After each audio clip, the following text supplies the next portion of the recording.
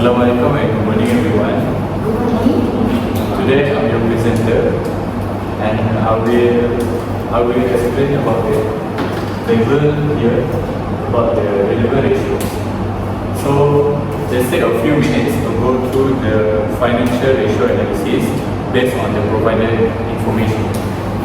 For the first row is current ratio, and the formula is current asset divided by current liabilities.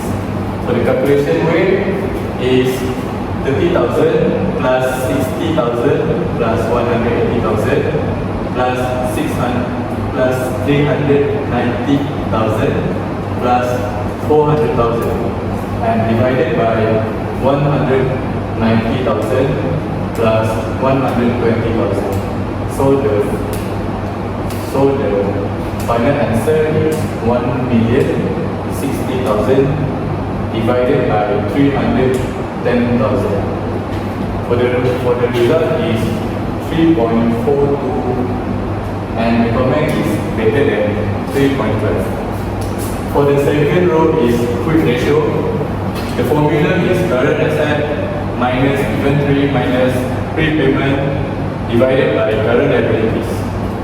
The calculation rate is 1,060,000 minus 400,000 minus 390,000 and divided by 310,000. The final answer is 270,000 divided by 310,000. And for the result, 0.87. And for our comment is poor, below than 1.8. Okay, let's move to the third row. For the debt ratio, total liabilities minus total assets. And the calculation rate is 190,000 plus 120,000 plus 700,000 minus divided by 2,060,000 and the answer is 1,010,000 divided by 2,060,000 and for the result the point is 49.0% and for the comment is poor because it's above 29.5%. And we move to the fourth row, which is average collection period. And the formula is account receivable divided by revenue times 365. It means 1 year. And for the calculation rate, the 180,000 divided by 4,500,000 times 1 year, which is 365. And we get 14 days. For the result, it was 14 days. And for the comment, it was poor because it's above 10.6. And we go through the fifth row, which is inventory turnover. For the formula, cost of goods sold divided inventory, and the calculation is 2,205,000 and divided by 400,000 and we get 5.500. And for the result, it's slightly below than 6.0. And for the comment, it was satisfactory. And we go to the sixth row, which is net profit margin. And for the formula, net income divided by revenue. The calculation rate is 1,520,000 divided by 4,500,000 and we get 33.8%. And the result is, as you guys can see here, 42.25%. And for the comment, as you can see, is poor because it's below than 42.25%. And we move to the time interest earned. The formula was EBIT divided by interest. And this is the calculation here.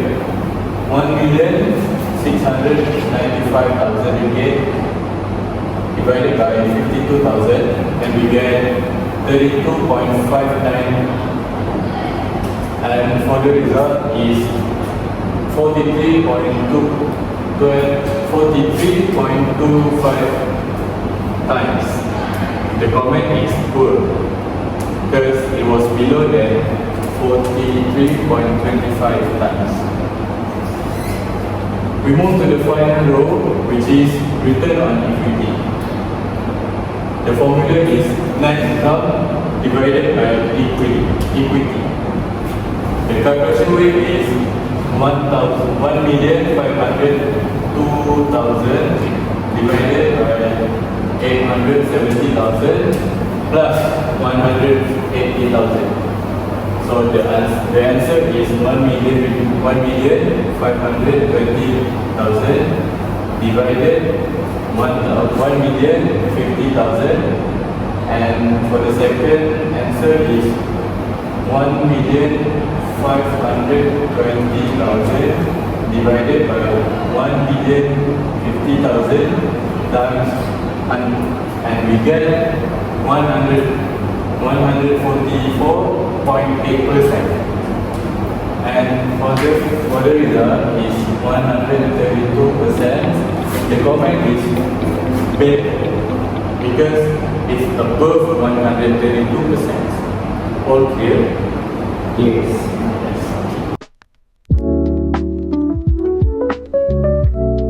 Alright everyone, based on our financial report, I see we are in a strong position in terms of current ratio, which is 3.42, much better than the standard. But we need to work hard to improve the quick ratio, which is still low at 0.87. Our ROE is very high at 144.8%, showing great returns to shareholders. I like the high ROE, but I'm a bit worried about our net profit margin, which is only 30.8%, lower than the standard 42.25. Maybe we should cut costs or change our pricing strategy. From my perspective as a supplier, the current ratio gives me confidence, but quick ratio below 1.0 does make me nervous. If inventory sales slow down, the payment might be delayed. So as an employer, I'm glad to see profit and high ROE, but when I see the debt ratio at 49%, I get worried. If the company struggle to pay debt, our job security will be affected. I agree, our time interest rate is 32.59 times.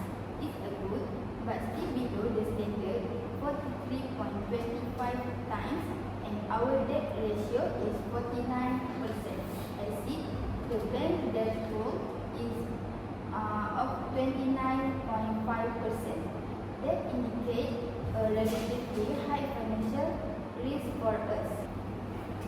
We will focus on improving the equity ratio and managing inventory better. We will also evaluate with operational costs. And what do you think about it, Ms. Afifa?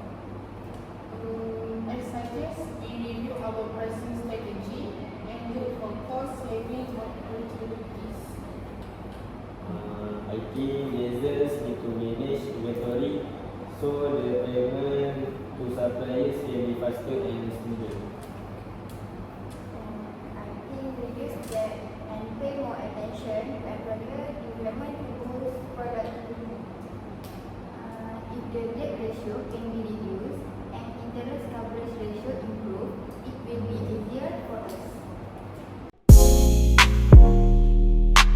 Alright, let's discuss what financial analysis is. Financial analysis is the process of evaluating a company's financial statement to determine performance, liquidity, efficiency, and solvency. Tools used include ratio analysis, vertical and horizontal analysis. Okay. Next is the industry average. It's the average ratio of other companies in the same industry. This allows us to compare whether our performance is better, the same, or worse than competitors. Okay, so the main advantages of financial analysis are: first, it helps in making accurate decisions based on financial. So the second, it allows company to benchmark performance and identify areas for improvement. However, there are also weaknesses. Financial thesis relies heavily on historical data, which may not reflect the current reality. Another drawback is the risk of data distortion or misinterpretation.